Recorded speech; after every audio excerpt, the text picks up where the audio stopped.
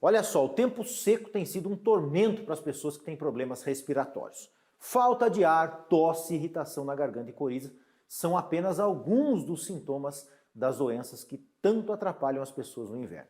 E esse ano a situação tem sido tão complicada que aumentou o volume de atendimentos nas unidades de saúde. A Secretaria de Saúde do Estado de São Paulo divulgou os números referentes aos casos de asma no primeiro trimestre aqui da região. E os resultados não são nada bons, viu? São preocupantes. E olha que os dados desse período mais frio ainda nem foram contabilizados.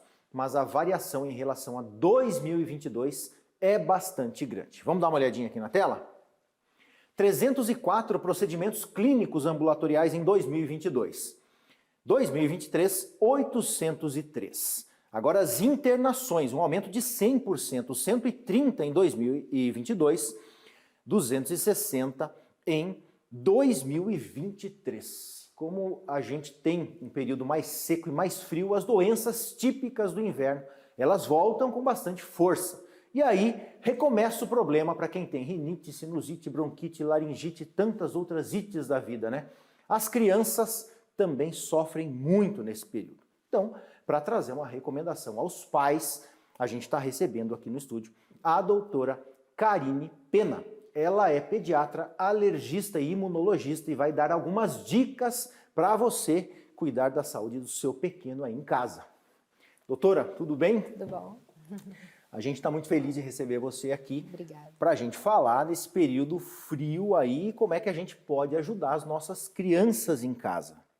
E é um período sempre complicado esse período de outono e inverno, né? A gente tem bastante aumento das doenças respiratórias, pelo tempo mais seco, a qualidade do ar ela fica pior, né? A gente tem uma baixa umidade do ar e a sazonalidade de muitos vírus. Então a gente sabe que nessa época do ano é a época que circulam mais os vírus da gripe, os vírus dos resfriados, né?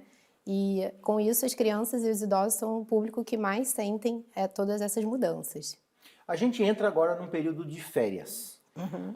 Ou seja, dá para a gente ter um acompanhamento mais próximo dessas crianças. Como é que a gente pode fazer para prevenir? A prevenção, ela se baseia principalmente numa boa alimentação, a gente tentar regular uma alimentação mais saudável possível, muitas frutas, legumes, beber bastante líquido, que essa época do ano tem muita seca, né?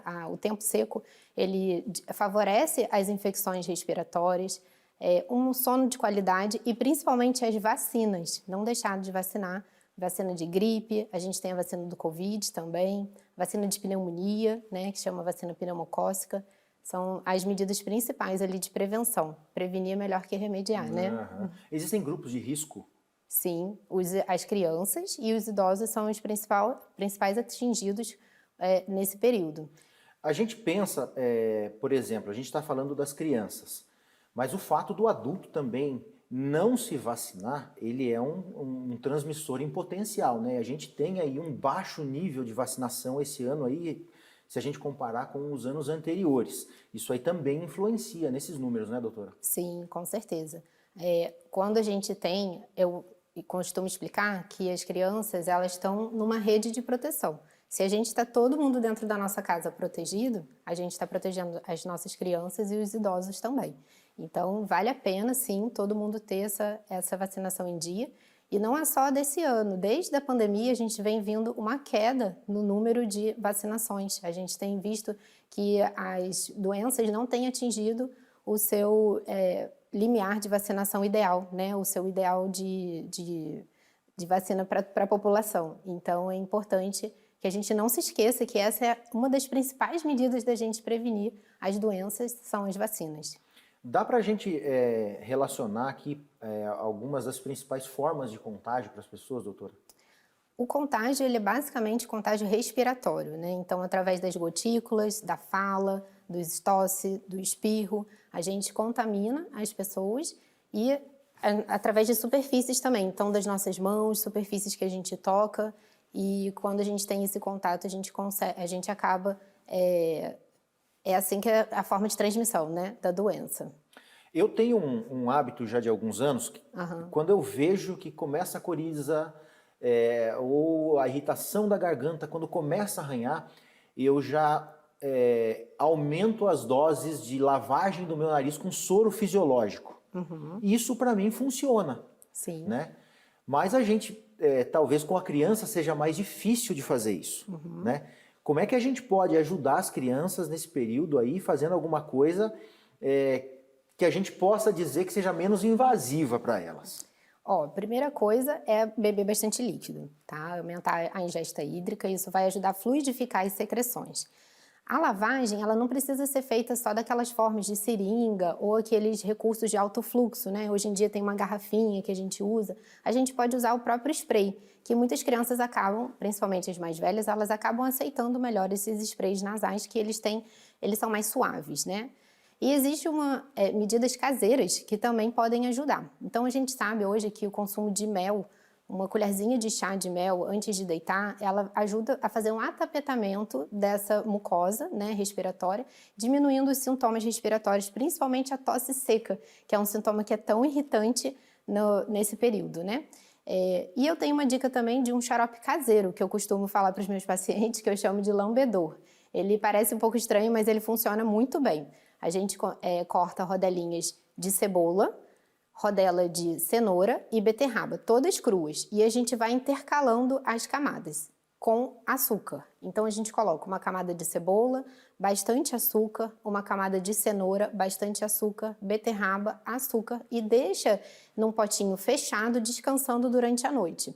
Na manhã seguinte vai formar um caldinho, né, que a gente pode coar esse caldinho e oferecer para as crianças com uma colherzinha de chá 3 vezes ao dia.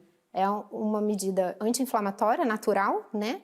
E além disso ainda tem o açúcar, que assim como o mel, que ele também pode ser usado no lugar do açúcar, ele faz esse atapetamento e ele ajuda os sintomas respiratórios. Doutora, é comum a gente ver a criançada tossindo bastante nesse período, como a senhora disse, né? Com coriza.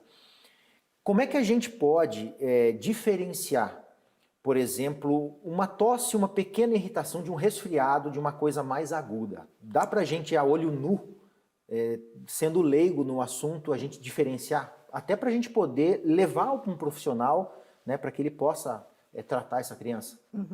Bom, um resfriado, ele costuma ser leve. Então, o que a gente costuma orientar? A criança, ela começa o narizinho escorrendo, ela pode ter um pouco de tosse, pode dar febre também.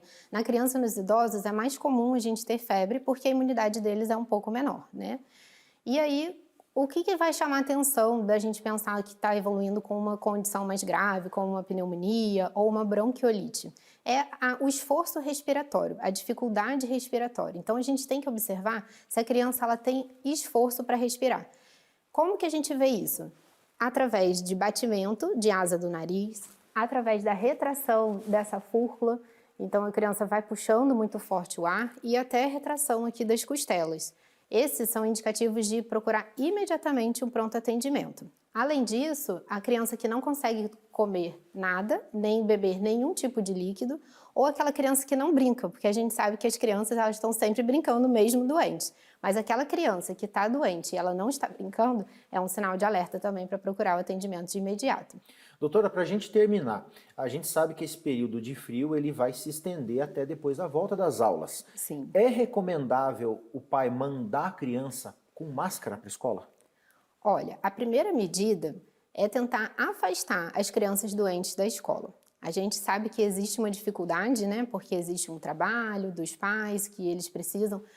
A gente não tem com quem deixar essa criança, mas o ideal mesmo seria a primeira medida afastar a criança doente da escola. Por quanto tempo, né? Qual o período? Principalmente o período febril. Então, aquele período que a criança ainda está com febre, que é em torno de 3 dias. Além disso, aquela criança que não vai poder ser afastada da escola, o ideal é sim ela fazer uso de máscaras, mas a gente não pode usar máscara em todas as idades, porque as crianças muito pequenas elas não sabem fazer o uso correto da máscara, né? E aquela máscara ela pode acumular o gás carbônico e prejudicar a respiração. Então, acima de 2 anos, que é o uso recomendado, mas principalmente acima de 4 anos, que são as crianças que conseguem entender melhor esse uso, é válido sim a gente fazer esse uso durante esse período de outono e inverno. Vai ajudar tanto na prevenção, quanto também para você não contaminar as outras pessoas. Entendi. Doutora, obrigado pelas informações, viu? Nada. Obrigada a vocês.